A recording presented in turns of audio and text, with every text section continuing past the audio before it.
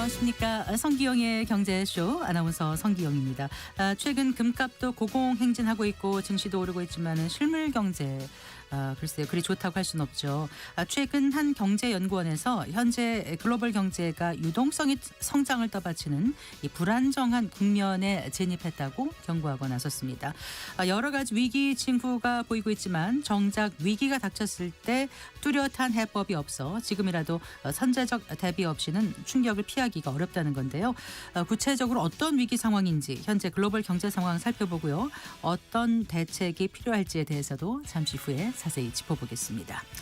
현재 제조업 중에서 자동차 산업만큼 혁명적인 변화를 거듭하고 있는 분야는 없을 겁니다.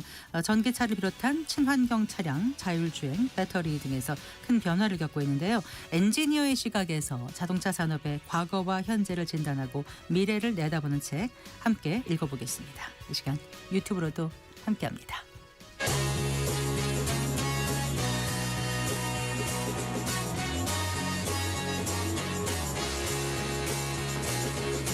경제 시야를 넓혀드립니다.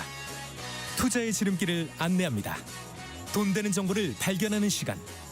KBS 1라디오 경제쇼. 먼저 오늘의 주요 경제 뉴스부터 정리해드리겠습니다. 경제 뉴스 브리핑 손석우 경제평론가와 함께합니다. 어서 나오십시오. 안녕하세요. 자, 오늘 코스피가 상승 마감했습니다. 네, 그렇습니다. 전반적인 산타랠리 기대감도 계속해서 이어지고 있고요. 증시 분위기가 나쁘지 않습니다. 네. 그래서 오늘 코스피, 코스닥 모두 상승했습니다.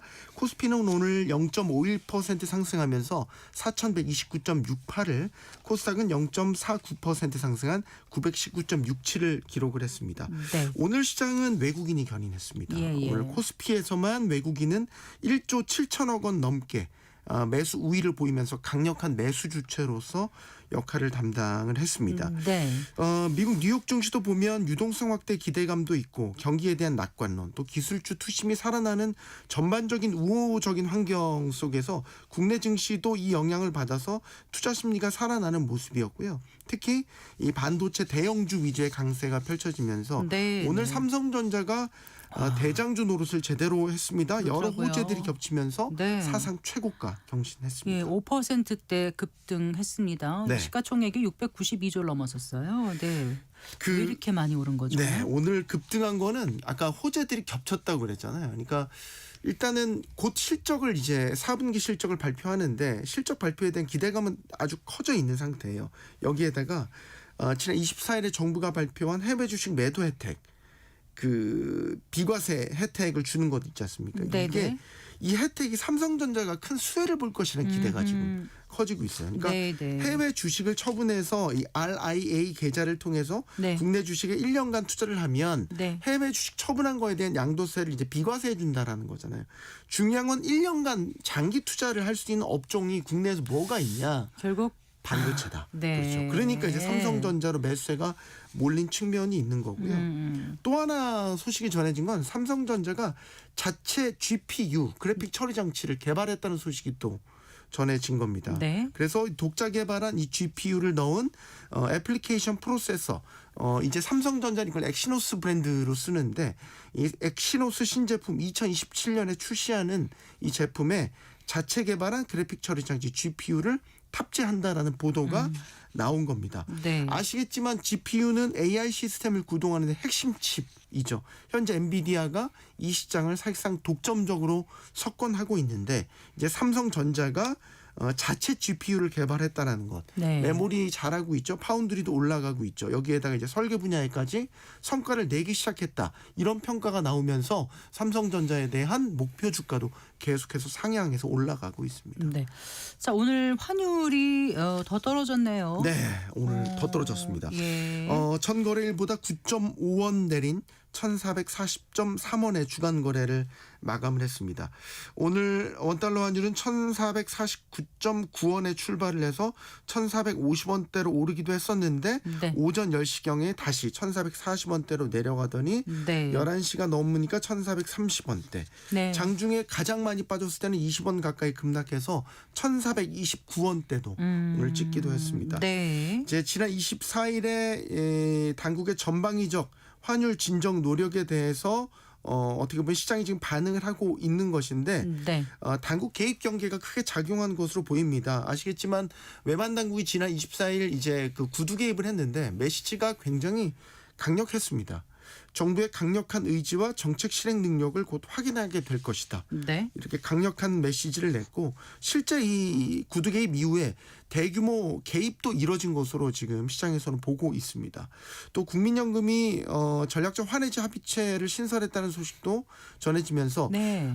대규모 달러 매도에 대한 시장 내 경계감도 높아진 상황이고 여기에다가 앞서 말씀드렸던 이제 국내 주식으로의 복귀 계좌에 대한 세제 지원안까지 나오니까 네. 환율 안정에 대한 당국의 강력한 의지가 네. 작용한 것으로 보입니다. 네. 그런데 이제 환율이 이게 급락을 하니까 한켠에서는 이때다 싶어 달러를 사려는 움직임도 나타나고 있어요. 그래서 환율 급락하니까 시중은행에서는 지금 100달러짜리 지폐가 소진됐다. 네. 그래서 뭐 이런 소진됐으니까 이 지점에 소진됐으니까 뭐 다른 곳으로 가십시오. 네, 다른 곳으로 이런 문구도 붙어 있다고 해요. 그러니까 네. 아직 민간 시장에서는 환율이 추세적으로 떨어질 거라는 거에 대한 생각은 좀 당국과는 괴리가 아직까지는 있는 것 같습니다. 같아요. 네. 그런데요. 그 이제 RIA라 그러셨잖아요. 네. 그 해외 주식 팔고 이제 국내 증시로 돌아오는 이른바 유턴 개미들에게 양도세 비과세 혜택을 주기로 한 정부 정책에 대해서 지금 왜 형평성 논란이 일고 있는 겁니까? 네. 다시 한번 정리해드리면 네. 이제 이 RIA라는 국내 시장 복귀 계좌를 통해서 네. 해외 가지고 있던 주식을 팔고 이걸 가지고 국내 주식을 사서 1년 동안 투자를 하면 해외 주식 처분한 양도소득세를 이제 한시적으로 감면 조치해 준다는 게 정부의 골자인데 네. 혜택을 받을 수 있는 투자 상품은 당연히 해외 주식 네. 그리고 해외에 상장된 상장 지수 펀드 ETF로 한정이 됩니다. 네, 네. 논란이 일단 여기서 발생하는 게 네. 가령 미국 지수를 추종하는 국내 증시에 상장된 ETF는 그럼 어떻게 되냐? 네. 여기 해당이 되지 않아요. 네. 근데 이제 미국 지수를 추종하는 구조는 똑같거든요. 음. 그래서 이것도 만약 환매를 하면 달러 자산을 팔아서 원화로 환전하는 동일한 효과가 나타난단 말이죠. 네. 그런데 이제 상장된 장소가 미국의 해외가 아니고 국내 증시에 상장됐기 때문에 대상이 안 된다라는 거는 네. 형평성에 맞지 않다라는 지적이 하나 나오고 있는 건데 당국은 뭐라고 설명하고 있습니까? 일단은 여기에 대해서는 이제 과세 차이에 따른 것이라는 설명을 내놓고 있어요.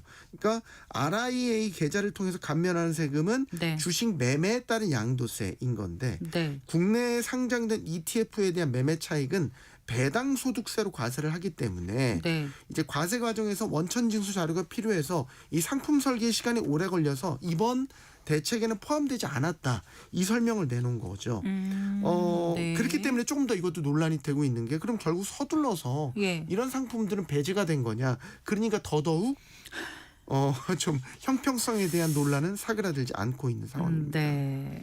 그래서일까요? 세제 혜택만 노린 꼼수가 발생할 수 있다. 이런 또 우려가 벌써부터 나오던데요. 네. 참 이게 뭐 파고들면 네. 꼼수가 될 수도 있겠더라고요. 예를 들어서 이제 네. 세금을 감면받을 수 있는 최대 한도가 5천만 원이에요. 그러면 내가 해외 주식을 5천만 원까지 이제 판 뒤에 이 자금으로 네. 국내 주식을 매입하면 양도세 면제받을 수 있다는 거잖아요. 네. 그런데 이제 RIA라는 계좌를 통해서 한단 말이죠. 근데 이제 주식 계좌를 하나만 운영하는 게 아니에요. 그렇죠. 여러 개씩 운영하시는 분 저도 2개 네. 계좌 운영하거든요. 네. 근데 이제 RI에서 매입한 국내 보유 주식을 이제 판 뒤에 이 자금으로 해외 주식을 대사면 어떠냐? 거 다른 일반 계좌에서. 네. 그렇게 되면 RIA 계좌를 통해서 그러네요. 비과세 혜택을 받으면서 네. 자신의 해외 주식 포트폴리오는 또 그대로 유지하는. 투자자는 이 과정에서 이제 결국 증권거래소만 부담하면 되는 거거든요. 네. 그리고 또 하나 투자 비율에 대한 논란도 불거졌는데 네. 이것도 어떻게 보면 해프닝이에요. 예를 들어서 제가 테슬라 주식을 갖고 있는데 네. 1,000만 원어치를 팔았어요. 팔고서 이 RIA 계좌를 통해서 삼성전자 주식 한 주만 샀어요. 그러면 되냐 안 되냐군요. 그러면 내가 테슬라 주식 1,000만 원어치 판 거는 비과세 혜택이 되냐? 되냐 안 되냐? 된다는 거죠. 네. 네.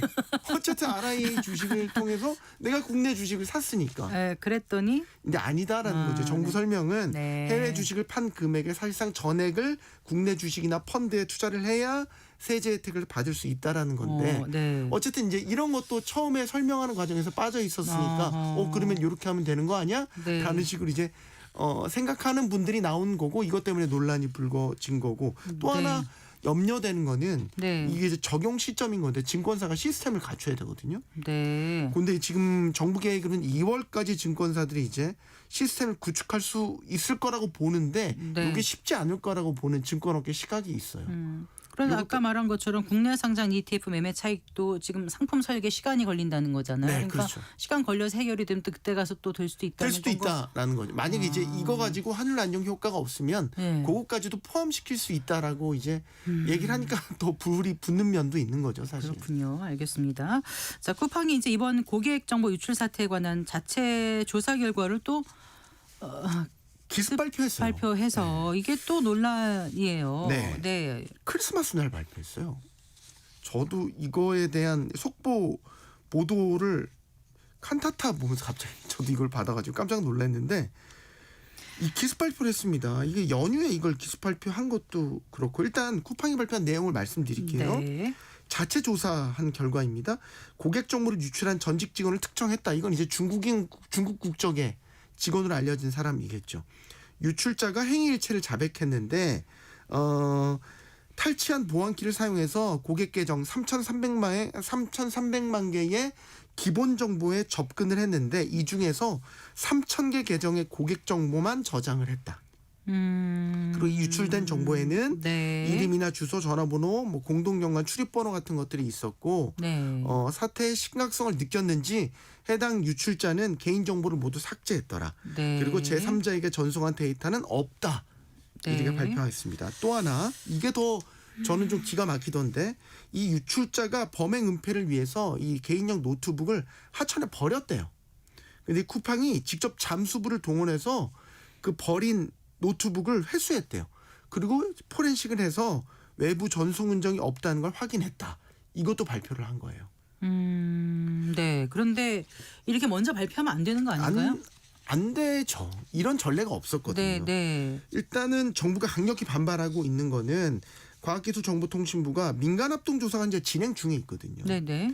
근데 이거를 일방적으로 협조한 것도 아니고 일방적으로 대외적으로 이렇게 알린 것에 대해서 항의를 했고 네.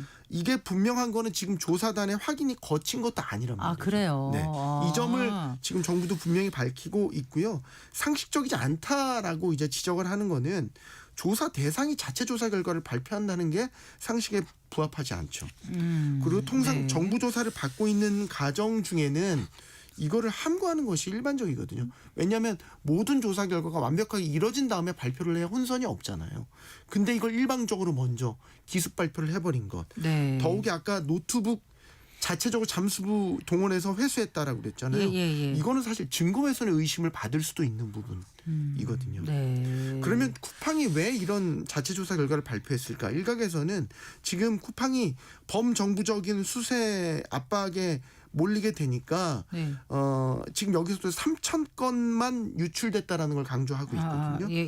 그러니까 자꾸 사태를 축소시키려고 하는 그런 움직임이 보이는 거고 향후의 제재라든지 법적 분쟁에 대비하는 것 아니냐 이런 관측이 나오고 있습니다. 그럼 미국 정부를 움직여서 압박하려는 움직임이 있다. 이건 무슨 얘기인가요? 이것도 정말 우려했던 상황인데 일단 미국 정계에서 이번 쿠팡 사태와 관련해서 한국의 정치권과 정부의 압박을 우회적으로 비난하는 지금 발언이나 메시지들이 나오고 있어요.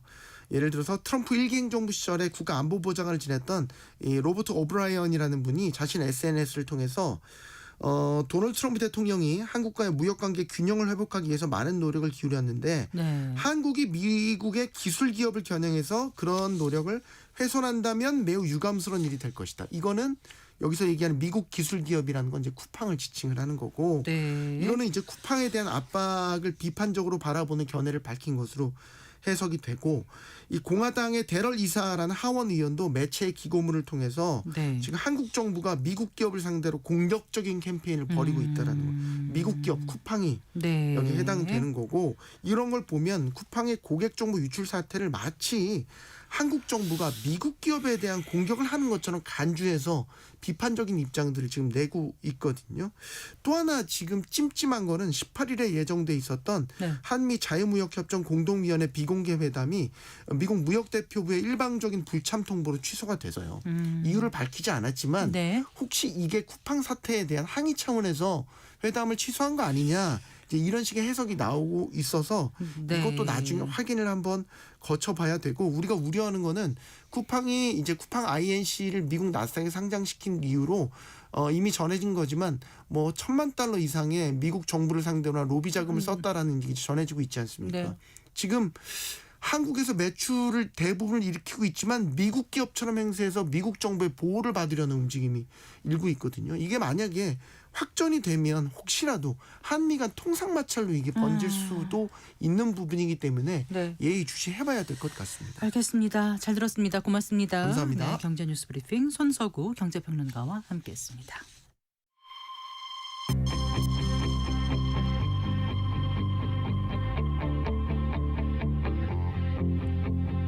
경제 전문가의 원포인트 레슨. 꼭 알아야 할 정보와 이슈를 알기 쉽게 풀어드립니다. 대한민국 경제 고수와 함께 투자의 맥을 짚는 KBS 일라디오 경제쇼. 진행의 성기영 아나운서입니다. 4시 21분입니다. 최근 경제 상황을 보면 글로벌 경제의 불확실성이 장기화되는 가운데 우리 경제를 둘러싼 구조적 위험 요인이 여전히 있는 상황이죠. 반면에 또 유동성으로 인한 자산 시장의 상승은 거침없어 보이는데요. 최근 글로벌 경제의 여러 가지 불안한 징후를 감지한 보고서가 나와서 주목받고 있습니다. 현대경제연구원에서 발표한 5마리 그레이스완 그 그림자가 들이운다. 인데요. 아직 닥쳐온 위기는 아니지만 언제든지 발생해도 이상하지 않을 위기들 과연 무엇인지 오늘 알아보겠습니다. 주원 현대경제연구원 연구본부장과 함께하겠습니다. 어서 나오십시오. 네, 안녕하십니까. 안녕하세요. 이 제목이 참 흥미롭습니다. 5마리의 그레이스완 그 그림자가 들이운다. 심상치 않은 제목인데 일단 딱 보면은 뭔가 좀 불안하다는 느낌을 받게 되거든요. 네, 이 보고서 나오게 된 배경을 좀 설명해 예, 주세요. 5마리 소환이기 때문에 뭐 네. 귀엽다는 생각은 안 드시나요? 예. 근데 우아한데 그레이가 들어가니까 그리고 예. 그림자가 들이운다 하니까 안 좋은 느낌이 들잖아요. 이게 이제 좀 리스크 요인이긴 한데요. 네. 뭐 당장 내년에 벌어진다는 건 아니고 그런데 이제 최근에 이제 전문가분들 또 기업인분들하고 얘기를 하다 보면 네. 내년에 한국 경제나 세계 경제에 대해서는 대충 컨센서스들이 있거든요. 네. 있는데 기업 하시는 분들 특히 이제 그런 말씀 많이 하시는데 그런 것보다 그건 누구나 아는 거고 갑자기 큰 위기가 오면은 이제 기업이 상당히 어려워지거든요. 네. 어디서 위기가 올 건가? 네. 만약에 위기가 오면 그리고 어떤 시장에서 올 건가? 어떤 충격이 올 건가? 이런 부분을 질문하신 분들이 꽤 있었어요. 작년부터. 그래서 그런 배경에서 만약에 우리 한국 경제를 위협하는 큰 위기가 온다면 어디서 네. 올 건지를 한번 좀 살펴보는 네. 그런 배경입니다. 자, 그러면은 위기가 온다라면 어떤 위기가 올 수 있는지 좀 막연하기도 하고 좀 감이 올 것 같기도 하고 그러거든요. 일단 네. 위기라고 하면 이제 우리 가장 가깝게는 2020년에 코로나 위기 네, 그리고 팬데믹, 그 앞에 이제 뭐 글로벌 금융위기, 재정위기 이런 이제 어떤 글로벌적인 위기를 말씀을 드리는 거고요. 네. 우리가 이제 블랙스완이라는 용어는 이제 많이들 들어보셨을 것 같아요. 네. 이게 좀 어폐가 있는데 사실 스완은 백조거든요. 예. 앞에 블랙이 붙어 있을 수가 없죠. 하얀 새니까요. 그죠? 네. 근데 블랙스완은 실제로 존재하지 않는다고 합니다. 그러니까 거의 확률은 제로인데 그러니까 발생할 가능성은 거의 없지만 만약에 네. 발생하면 엄청난 부정적 영향을 미치는 네. 그런 위기들인데 네. 이제 블랙스완은 우리가 상상이 불가능합니다. 인간의 두뇌로는 9.11 테러 같은 경우는 사실 그때는 블랙스완이었어요. 네. 그 정도로 대규모의 테러가 있을지 몰랐는데 그런 테러가 또 발생하면 블랙스완이 아니고 네. 일단은 그레이스완이 되는 겁니다. 아하. 충분히 예상이 가능하고 확률이 좀 낮지만 아하. 역시 충격은 어마무시한. 그래서 제목의 그레이스완이라는 거는 그런 글로벌적인 큰 위기. 근데 네. 문제는 이 블랙스완이나 그레이스완은 막상 이제 위기가 닥쳤을 때 해결책이 없습니다. 닥치고 나서는 그냥 받아들일 수밖에 없어요. 네.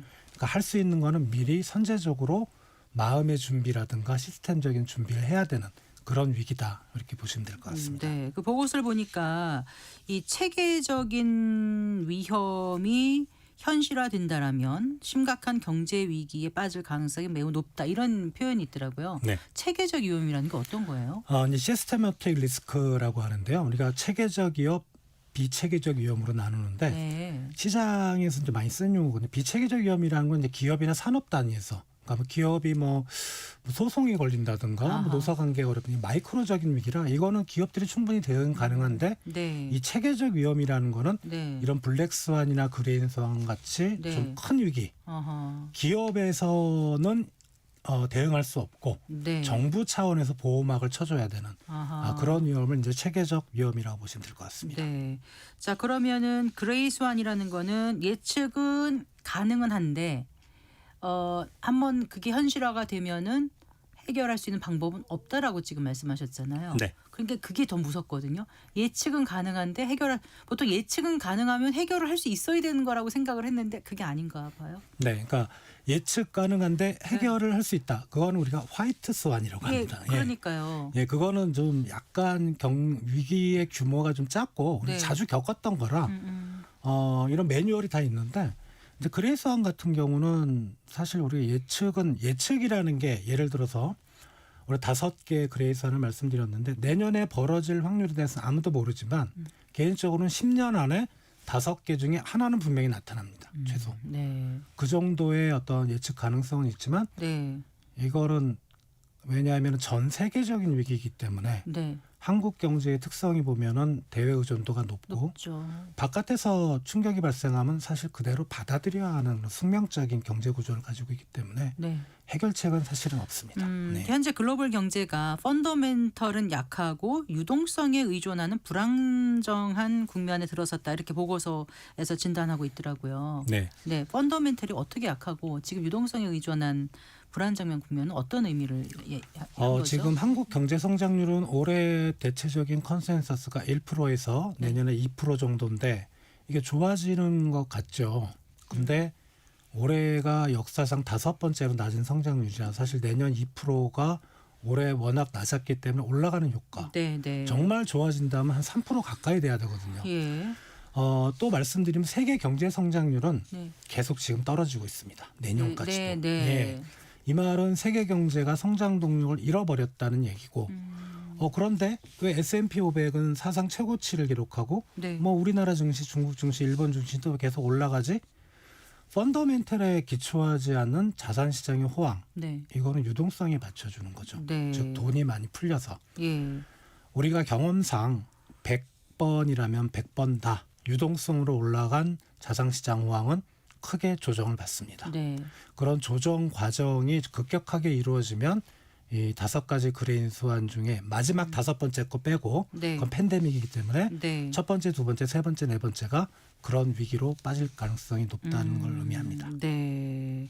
글로벌 경제 위기를 우리가 돌이켜 보면 실제로 아까 말씀하신 그런 체계적 위험으로 인한 게 많았었나 봐요. 그렇죠. 가장 대표적인 게 이제 글로벌 금융위기죠. 네, 예, 네. 그게 뭐 그때도 사실은 좀 길게 보면 한 7, 8년 정도 미국이 저금리를 유지하다가 금리를 이제 급격하게 올리는 와중에 이게 터진 거거든요. 버블이. 네.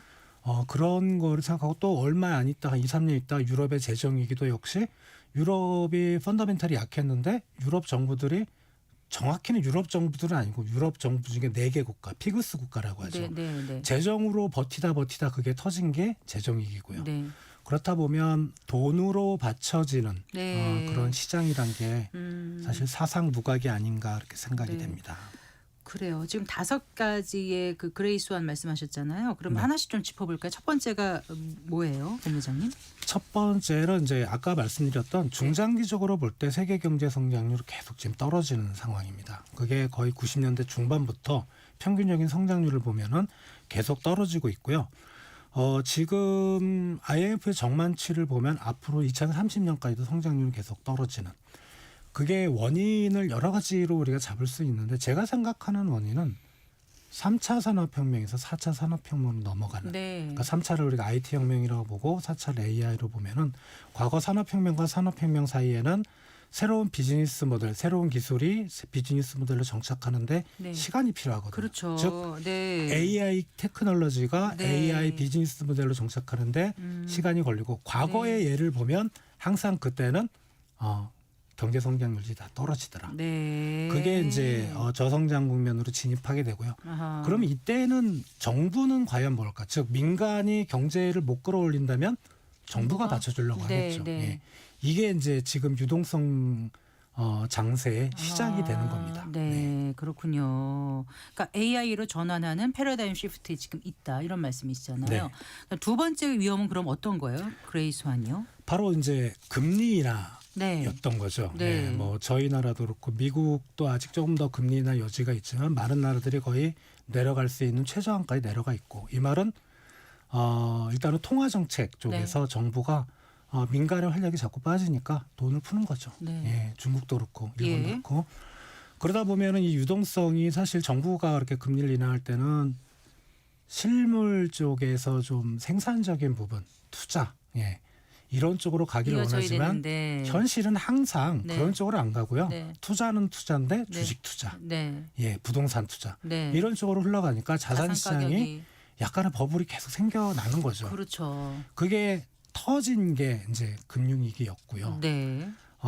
특히 최근에 이제 글로벌 전 세계 전체 유동성의 GDP 비율을 구해봤는데 네, 네. 계속 올라갑니다. 아. 세계 전체적으로 올라가고요. 특히 가장 네. 빨리 올라가는 국가가 중국이고 네. 미국조차도 올라가고 있습니다. 네. 이 말은 세계 경제 G2라고 하는 미국과 중국이 지금 미국 경제가 탄탄하다고 하지만 사실은 돈을 푼 힘이 가장 크게 작용하지 않았을까? 어허. 그런 부분이 언젠가는 터지게 되는 거죠. 근데 예. 이번에 그 유동성에 기반한 어떤 자산시장 버블이 만약에 터진다면 2008년도 그 금융위기와 비교해서 어느 정도일까요?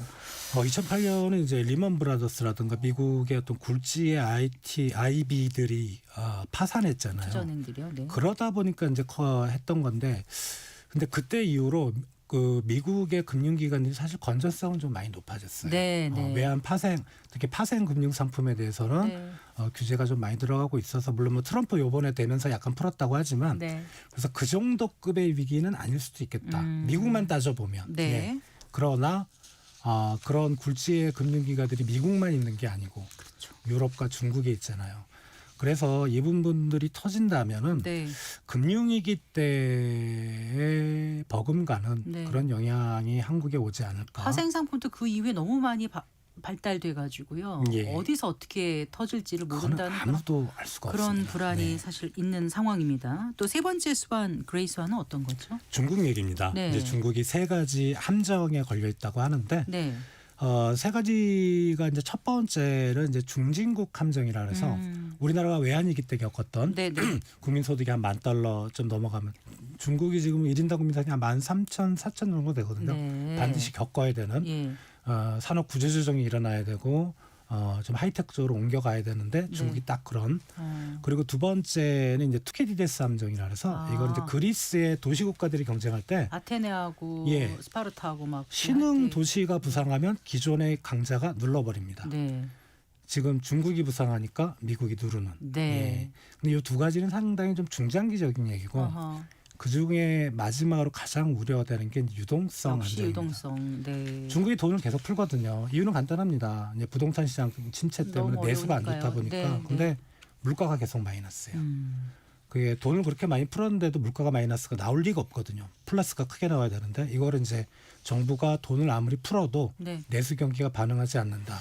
이걸 이제 유동성 함정이라고 하고요. 네. 문제는 G20 국가라 그러면 이제 G7의 신흥국 들어가고 우리나라 들어가고 20개국의 수차를 구해 보니까 각국의 중국으로 가는 수출을 각국의 GDP로 나눴을 때 그 비율이 우리나라가 9.7%인데 네.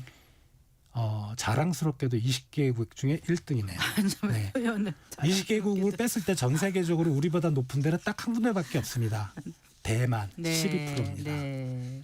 그러니까 중국이 만약에 어떤 식으로 이 세 개 중에 함정이 만약에 제대로 걸리면 네. 쓰러질 거고 피해를 받는 순서는 대만, 한국. 예. 한국이라는 말씀이시잖아요. 네. 그리고 네 번째 그레이스완은 뭐라고요? 이거는 이제 그렇잖아요. 재정위기입니다. 아까 네, 말씀드렸던 그때는 유럽 전체도 아니고 피그스 국가, 포르투갈, 뭐 그리스에서 4개 국가의 충격 자체가 네. 우리나라 우리나라 경제 성장을 한 1% 포인트 떨어뜨렸어요. 네. 유럽 전체 위기도 아니었는데 근데 지금 최근에 보면은요. 아까 미국, 중국의 글로벌 유동성, 이거 통화 정책 쪽에서 돈 푼 게 이제 비율이 올라간다 그랬는데 네, 네. 정부 부채, 네. 그러니까 통화 정책 말고 정부 재정 때문에 네. 정부 부채가 늘어간 GDP 비율도 네. 중국이 이미 2026년에 GDP 대비 100%가 넘어갈 걸로 예상이 그러네요. 네, 되고요. 보고서 보니까 그렇게 나와요. 30년쯤에는 한 120% 80? 가까이 되고 8, 뭐 120대. 미국은 선진국이기 때문에 이미 100% 넘었는데 네. 지금 2023년에 한 120에서 2030년에 130%. 130까지. 예. 네. 이게 미국과 중국만의 얘기는 아니고요. 우리나라도 그렇고 일본도 네. 그렇고 모든 나라가 정부 부채리가 커집니다. 결국은 언젠가는 한번 조정을 받는다는 거죠. 예. 그게 이제 그래요. 유럽 재정 위기의 글로벌 확장판. 이게 상당히 좀 무서운 얘기입니다. 아, 그렇죠. 예. 그 5번째로 제시된 그 그레이스 안이 지금 팬데믹 예, 팬데믹입니다. 발 경제 위기. 예, 우리 이제 팬데믹의 그 유력 후보라고 할까요? 교체 선수들이 꽤 있습니다. 여러 가지 WHO에. 질병들. 네. 그러면 WHO에 들어가시면 많은데 뭐 네. 예를 들어 뭐 포스트 팬데믹 후보 목록이 예, 있더라고요. 뭐 메르스, 네. 뭐 사스도 있고요. 그 전에 다 나왔던 거 아니에요? 예. 이거를 말씀드리는 게 아니고 예. 디지즈 X, 디지즈라는 건 질병 X, X의 뜻은 아무도 모르는 모른다는 거. 거잖아요. 경험한 적이 없다 인류가. 예, 이런 게 튀어나올 경우는 그러니까 팬데믹 때 생각을 하시면 될 것 같고 네. 문제는 이게 왜 점점 이런 발생할 확률이 디지즈 X가 발생할 확률이 높아지느냐? 점점 왔다 갔다 많이 하잖아요. 지금 코로나 때 사실 네. 우리 그 전체 세계 관광객 수 확 줄었다가 네. 지금 그 이전 수준을 이미 복구를 했어요. 네. 계속 올라갑니다. 네. 그러니까 사람들이 계속 접촉하기 쉬운 거죠. 네. 그러니까 이거는 제 개인적인 생각입니다만 향후 10년 안에 우리 마스크 한 번 더 써야 될 것 같습니다. 네. 네, 이렇게 이제 짧은 시간에 5가지 그레이 스완에 대해서 말씀해 주셨는데 아까 말씀하셨다시피 이렇게 예측은 가능한데 10년 내 한두 개는 올 수 있다고 하셨는데 대책은 없단 말이에요. 그러니까 대책을 발생 후의 대책이 아니라 미리 선제적으로 해야 된다고 하셨는데 그럼 어떤 게 가능한 거예요? 이게 정부든 개인이든 기업이든 네. 항상 그런 위기가 왔을 때 먼저 쓰러지는 쪽은 부채가 많은 쪽입니다. 그렇죠. 그러니까 디레버리징 투자도 투자의 한 기법이지만 지금은 상당히 좀 불안한다 모든 시장이. 그래서 부채를 가지고 투자하실 때는 오래 투자하지 마시고 네. 잠깐 담갔다가 빨리 빼시고 예. 네. 건전성이 상당히 중요하다. 네. 기본은 건전성이다. 이걸 좀 명심하셨으면 좋겠습니다. 지금 아까 유동성에 의해서 지금 성장하고 있다라고 말씀하셨는데 진짜 돈이 많이 풀려 있고 자산 시장으로 가려는 움직임들이 있지 않습니까? 지금 네. 주식 투자도 많이 하고 부동산 여러 대책이 나와도 또 부동산 투자하는 분들도 계세요. 그런 분들도 좀 주의하셔야 될 부분이 분명히 있어 보이죠. 이미 투자를 하셨기 때문에 네. 제가 감히 빼라는 말씀을 못 드리겠는데 네. 항상 그런 거 위기들이 갑자기 오늘 자고 일어났는데 내일 닥치진 않거든요.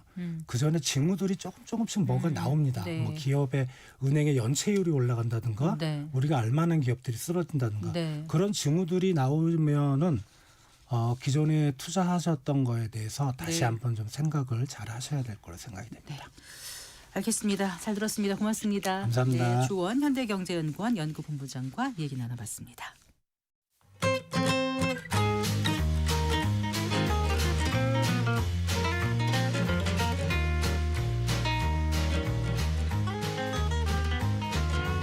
경제 맛집 투자 핫플.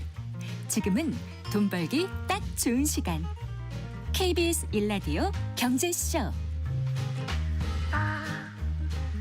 4시 39분입니다. 책에서 경제 보는 눈을 키우고 투자의 길을 찾는 경제 읽기 순서입니다.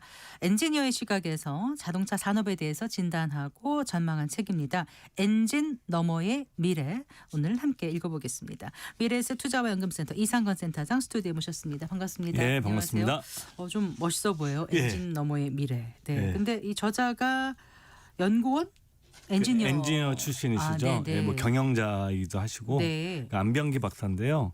미국에서 이제 유학을 한 다음에 미국 연료전지 회사에서 있다가 현대자동차로 옮겨서 그 소위 말하는 뭐 하이브리드 자동차라든가 전기차, 친환경 자동차 개발을 20년 동안 하고 네. 요즘 이제 자동차 산업에서 가장 중요한 게 전동화잖아요. 소프트웨어, 하드웨어를 이제 그 통제하는 이런 거. 그래서 이제 현대 모비스에서는 이제 전동화 비즈니스를 담당했던 분이고, 네. 그다음에 2022년도에는 한국인 최초로 미국 3대 자동차 회사인 스텔란티스에서 네, 네. 배터리 사업. 배터리 사업의 엔지니어 양산을 총괄했던 인물이고요.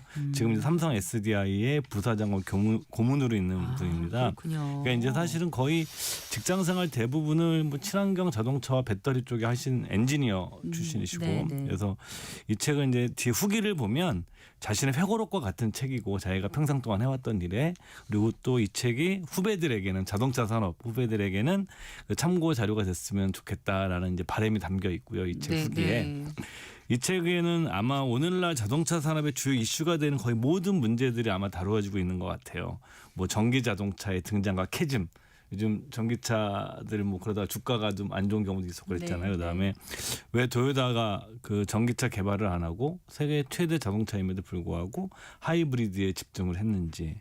그다음에 자율주행차는 어떻게 될 것인지, 네. 그다음에 향후에 배터리 산업의 강자는 누가 될 것인지, 그러니까 자동차 산업을 둘러싼 주요 이슈들, 뭐 자율주행까지 네. 저자의 나름대로 이제 자신의 엔지니어 경험을 바탕으로 해서 네. 그 분석하고 네. 그 전망을 하고 있는 책이라고 할 수 있습니다. 단순히 자동차 얘기만 하는 게 아니잖아요. 그쵸. 미래 산업이 어떻게 변할지 그 자동차를 지형을 좀, 둘러싼 네. 모든 미래 산업이죠. 네, 그런 걸 좀 들여다볼 수 있는 그런 예. 책인 것 같은데, 사실 이제 엄청난 상승세를 보였었지 않습니까? 배터리 예. 기업들의 주가.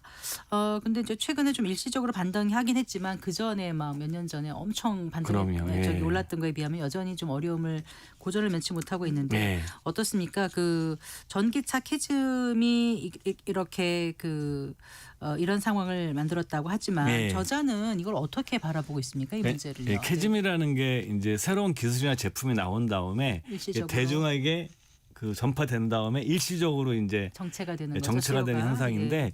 저자는 그 모든 세계 주요 회사들이 전기차로 직접 간다라고 많이 했었는데, 저자는 처음부터 그런 의견이 아니었다. 아, 그래요? 그러니까 하이브리드가 오래 갈 것이다. 아. 그러니까 하이브리드가 굉장히 강점이 많다. 그러니까 네. 보통 내연기관에서 그 전기차로 넘어가는 중간 단계 단순한 그 예를 들어서 그냥 디딤 징검다리 정도가 아니라 하이브리드 자동차가 의미가 있다 그 자체로서라는 입장을 계속 했었고, 왜 이렇게 그 입장을 가지면서 전기차 캐즘이 있을 거라고 생각했냐는 얘기를 하고 있는데, 전기차 캐즘의 원인을 이제 크게 기술적 요인과 비기술적 요인으로 분석을 하면서 금방 해소가 안 된다 이게. 네. 그러니까 예를 들어서 뭐 기술적 요인은 당연히 이제 화재 안전성.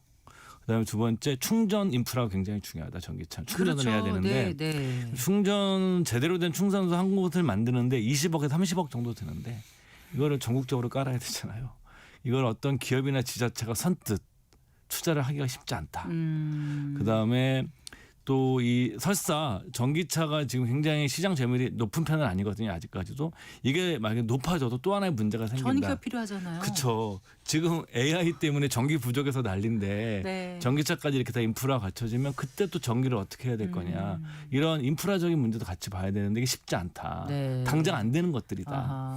그다음에 비기술적인 요인으로 이제 보조금 나오는데, 현재 전기 자동차의 보조금을 받아도 전기차 가격이 절대 싼 편이 아니다. 네. 그리고 이제 점점 보조금 지급 기준도 까다로워지고 보조금도 줄이고 있다.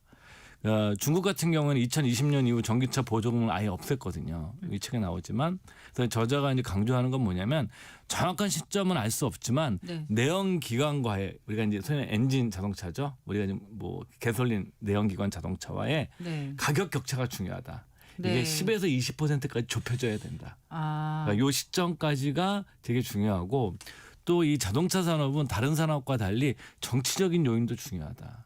왜 그러냐면 충전소를 해야 되고 화재 안전성, 보조금 다 전부 정책과 연결이 되어 있는데, 그래요. 네. 현재 뭐 세계에서 가장 큰 자동차 시장 중에 하나인 미국의 트럼프는 전기 자동차에 대해서 좀 부정적이다. 그래서 이제 기술적인 요인과 비기술적인 요인이 있기 때문에 전기차 캐즘은 네. 당장은 해소는 안 되고 일정 정도 시간이 필요하다라는 네. 게 저자의 시각이죠. 네. 그래서 그러니까 결국 전기차 캐즘으로 인해서 하이브리드 자동차가 상당 기간 예. 경쟁력을 가질 것이다. 이렇게 지금 저자 예, 저자는 그렇게 보고 있습니다. 그러니까 생각하고 있다는 거죠. 네. 사실 이 책 굉장히 재밌게 읽었는데 저는 자동차를 별로 좋아하는 사람이 아니거든요. 그리고 사실 운전도 안 하시니까. 못하는 사람인데 굉장히 재밌게 읽었어요. 왜냐하면 궁금했던 것들이 네. 많이 풀렸는데 이 대목도 굉장히 재밌게 읽었던 겁니다. 도요타란 자동차가 세계 1등 회사다. 근데 이 회사가 왜 굳이 전기차를 하지 않고 기술이 없는 것도 아니다. 도요타는 전기차 기술이 있답니다. 있는데 네. 왜 하이브리드를 선택했을까? 네. 그러니까 도요타가 이런 행보를 보였을 때 그때 테슬라가 뭐 요즘도 핫하지만 굉장히 핫할 때 도요타가 전략적으로 미스하는 거 아니냐, 실수하는 거 아니냐. 네. 과거의 노키아나 코닥처럼 네. 그러다가 이제 한 방에 훅 가는 거 아니냐 이런 얘기를 했는데 이제 그 저자는 이제 도요타의 전략이 맞았다라는 거죠. 맞았고 네. 그리고 왜냐하면 하이브리드가 아까 말씀드린 것처럼 단순히 내연기관에서 전기차로 넘어가는 징검다리 정도로 생각했는데 그렇지 네. 않다. 왜냐하면 전기차에도 소형 배터리가 들어가는데 소형 배터리만 들어가더라도 연비가 네. 같은 동일 차종 대비 50%나 증가한다. 네. 굉장히 경쟁력이 있는 거다 이거면은. 그리고 또 게다가 하이브리드는 충전도 필요가 없다. 이런 점을 보게 되면 사실 전기차 캐즘으로 인해서 혜택을 보는 것도 있지만 하이브리드 자체가 친환경적이면서 그다음에 이제 예를 들어서 충전하지 않으니까 전기차가 내가 몰고 가다가 충전 못하면 굉장히 두렵잖아요. 그러니까 충전할 수 있는데 충전 안 하고도 예. 갈 수 있다는 거 아닌가요? 그렇죠. 네, 네. 충전 안 하고 하이브리드가. 그렇죠. 네. 그러니까 충전할 수 있는 하이브리드도 있고 충전 안 해도 되는 하이브리드도 있는데 예, 예. 뭐 다 같이 얘기를 하는 거죠. 그래서 네.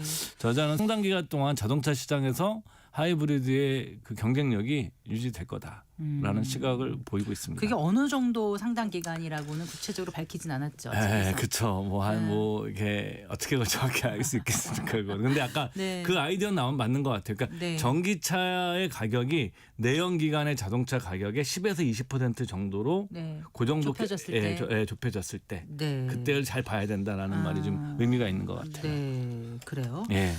그 자동차 산업의 미래를 언급할 때 이제 요즘 빠지지 않는 게 이제 자율주행이란 예, 단어일 맞습니다. 거예요. 자율주행에 대해서 저자는 어떻게 보고 있던가요? 그러니까 저자도 언젠가는 네. 자율주행 그다음에 SDV라고 그러잖아요.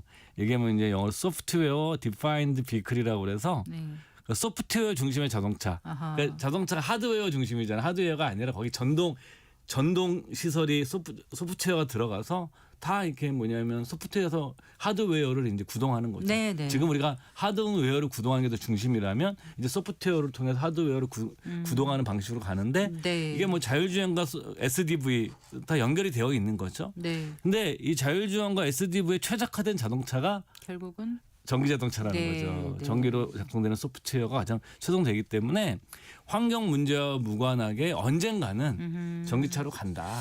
예, 저자도 그거에 대해서 하는데 예. 요 관계에서 향후 10년 동안 자동차 산업을 좌우할 가장 핵심적인 것이 일단 저자가 보기엔 배터리, 네. 그다음에 자율주행 그 알고리즘. 요즘 이제 그 테슬라 FSD가 이제 한국에 들어온다고 그래가지고 네, 네. 굉장히 하고 뭐 미국 여행 가신 분들이 그 동영상 올리잖아요. 네.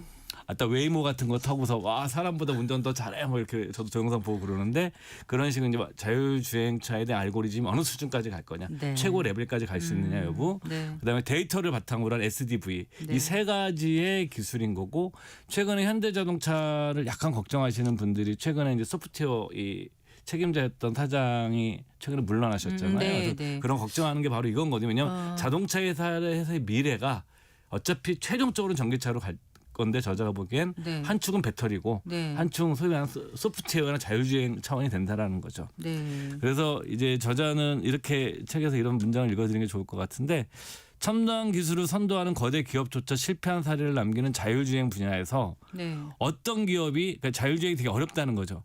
그 다른 기술도 들어왔다가 실패한 기업들이 굉장히 많이 있으니까 네. 어느 기업이 생존하고 주도권을 쥐는지 여부는 2035년 이후. 네. 그러니까 대략 한 10년 전이겠죠, 그죠? 이후에 자동차 산업의 판도를 또 한 번 바꿀 거다. 그러니까 친환경차가 한 번 판도를 바꿨잖아요, 지금. 근데 네. 또 이제 이런 식의 자율주행과 소프트웨어가 10년 안에 판도를 바꿀 것이다. 네. 현재 몇몇 기업이 주도하고 있는 높은 수준의 자율주행 기술이 상용화되려면 아직도 이건 저자의 시각입니다. 전 자동차를 모르고 최소 5년 이상의 시간이 필요하다. 네. 그러니까 이제 뭐 길게 저자 의견을 굳이 이제 우리가 잘라서 얘기를 하면 네. 5년에서 10년 사이에 자동차 산업의 또 어떤 누가 승자가 될 건지 네. 한번 거대한 변화가 일어날 거라는 게 저자의 생각이죠. 이게 아주 따끈따끈한 신간이네요. 네. 네. 12월 초에 나왔어요. 예, 저도 읽은 지 얼마 안 된 책입니다. 그래서 이제 네. 이 책에서는 뭐 테슬라의 FSD, 네. 그다음에 뭐 구글에서 하고 있는 웨이모, 네. 중국 BYD에서 이제 하고 있는 그 배터리 분야와 자동차, 그다음에 중국에서는 바이두가 이제 그런 걸 하고 있으니까 이런 기업들 얘기를 현황들을 다 분석하고 계세요. 네. 저자가. 근데 뭐 방송이다 보니까 제가 네. 깊은 지식도 없고 네. 그분을 말씀 못 드리지만 저희가 좀 생각해봐야 되는 것은 향후에는 자동차 산업이 하드웨어적인 요소보다 소프트웨어적인 요소에서 승부가 결정될 가능성이 높다라는 네. 것이랑 등의 하드웨어 요소 중에서 이제 배터리가 굉장히 중요하다라는 네. 게 이제 저자의 시각이죠. 그래요. 그리고 그것이 아마 5년에서 10년 안에 판가름이 날 것 같다라고 보고 있는 거죠. 그러니까 누가 저자는. 자동차 산업의 패권을 차지할 것인가라는 예. 이제 부제가 붙어있는 책인데요. 그 자동차 얘기를 하다 보면 이제 배터리 기업에 대해서도 많은 분들이 그쵸. 이제 관심을 갖고 예. 계셔서 궁금하실 것 같거든요. 이 관련해서 주식 계속 갖고 계신 분들도 계실 테고 아까 잠깐 말씀이 있었긴 합니다만은 예. 그 배터리 기업에 대한 저자의 전망은 어떻던가요? 그러니까 저자가 이제 2030년도까지 네. 강자로 남을 배터리 기업이 어느 기업이 될 것인지를 예측하는 것은 사실 자동차 회사를 전망하는 것보다 훨씬 더 어렵다라고 얘기를 합니다. 분석이 더 어렵다. 왜요? 이게 왜냐면은 이제 배터리가 이제 기술적인 게 더 복잡한가 봐요. 훨씬 더. 네. 그래서 이제 그런데 가장 중요한 변수는 있다 그렇지만 우리는 그걸 봐야 된다고 저자는 얘기하고 있는데 중국의 전기 자동차 시장의 성장 여부다라는 겁니다. 네. 그러니까 이제 향후에 이미 기술과 배터리 시장은 기업은 시장 측면에서 중국의 모든 것이 결정됐다라는 게 저자의 시각이에요. 왜냐하면은 향후에 만약에 배터리 시장이 어려워져서 수많은 전기차 기업이 파산하더라도 결국에는 그렇다 하더라도 중국이 전기 자동차 시장에 배터리를 비롯한 전기차의 패권은 유지가 될 거라고 보는 거죠. 네. 전기차 산업이 어려워지더라도. 그래서 네. 현재 1위와 2위를 유지하고 있는 CATL, 네. 네. 그러니까 BYD가 네. 이 기업을 안타깝게도 한국이나 일본 기업이 능가하기 어려울 것이라는 게 저자의 생각입니다. 네. 근데 이제 물론 이렇게 영향력이 큰 대신 중국 기업들의 캐즘이 오면 전기차 캐즘이 오래되면 가장 타격을 많이 받을 기업들도 당연히 중국 기업들인데 그렇다고 하더라도 이 두 기업의 경쟁력은 다른 기업에 비해서 네. 떨어지긴 어렵다. 네. 그러니까 뭐 결론적으로 말씀드리면 어렵지만 저자의 지금 굳이 우리가 보자면 중국에서 모든 것이 결정될 것이다 배터리는. 네. 그리고 그 CATL과 BYD의 두 기업의 경쟁력이 유지될 거라는 것. 그러니까 성장을 하든 네. 전기차 시장이 아니면 캐즘이 오래돼서 쇠락을 하든 그러니까 아니 침체가 되든 네. 기본적으로 두 기업의 영향력은 줄지 않을 것이라는 게 저자의 생각입니다. 그 트럼프를 읽어야 앞으로 10년이 보인다. 이 장이 이렇게 나와 있더라고요. 예. 네, 어떤 얘기였어요? 그러니까 이제 자동차 산업을 보면서 우리가 네. 너무 기술적인 얘기만 하잖아요. 네, 전기차 네. 기술이 어떻고 배터리 그런 것이 그런데 자동차는 제조업 중에서 최대 고용 사업 중에 하나예요. 네. 그러니까 많이 고용하잖아요. 네. 그렇기 때문에 이거는 그 고용도 많이 하고 국가 인프라와 관계된 비즈니스이기 때문에 단순하게 기술적인 것이 해결되더라도 네. 정치적인 것이 해결이 안 되면 굉장히 쉽게 비즈니스 못하는 산업이라는 거죠. 그래서 트럼프 자체가 현재 전기 자동차에 대해서 부정적인 스탠스를 가지고 있는 것에 대해서 네. 사실 영향을 받을 수밖에 없다. 그래서 우리가 기술적인 영역뿐만이 아니라 정치적인 영역에 대해서도 자동차 산업을 이해하려면 네. 그 정치적 영역에 대한 분석도 필요하다라는 게 저자가 계속 강조하고 있는 내용 중에 하나입니다. 네. 예, 자동차 패권의 미래는 어떨 것인가를 전망한 책입니다. 엔진 너머의 미래. 오늘 이상건 미래에셋 투자연금센터 센터장과 함께 읽어봤습니다. 잘 들었습니다. 고맙습니다. 네, 감사합니다. 네, 성기영의 경제쇼 오늘 순서 여기까지입니다. 주말 잘 보내시고요. 다음 주 월요일 오후 4시 5분에 여러분 다시 찾아뵙겠습니다. 아나운서 성기영이었습니다. 고맙습니다.